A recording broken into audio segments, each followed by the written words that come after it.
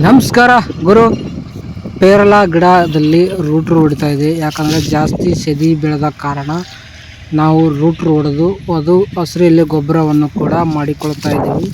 ನೋಡಿ ಯಾವ ರೀತಿ ಹೊಲದಲ್ಲಿ ಸೆದಿ ಕೂಡ ಬೆಳೆದಿದೆ.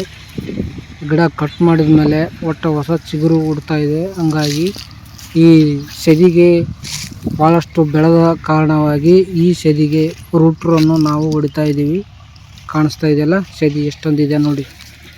ಎಲ್ಲಿ ನೋಡಿದ್ರು ಹೊಲದೆಲ್ಲ ಸೆದಿನೇ ಸೆದಿ ಫುಲ್ಲು ಸೆದಿ ಕಾಣಿಸ್ತಾ ಇದೆ ನೋಡಿ. ಯಾವ ಸೈಡ್ ಆದ್ರೂ ಇಲ್ಲೆಲ್ಲ ಟ್ಯಾಕ್ಟ್ರ್ ನಡೆದಿದೆ ನೋಡಿ. ರೂಟ್ರ್ ಮಾತ್ರ ಭಾಳ ಚೆನ್ನಾಗಿ ಹಾಲಾಕೈತದ. ಹಸಿರಲ್ಲಿ ಗೊಬ್ಬರವನ್ನು ಕೂಡ ಭೂಮಿಗೆ ಭಾಳ ಒಳ್ಳೆಯದು.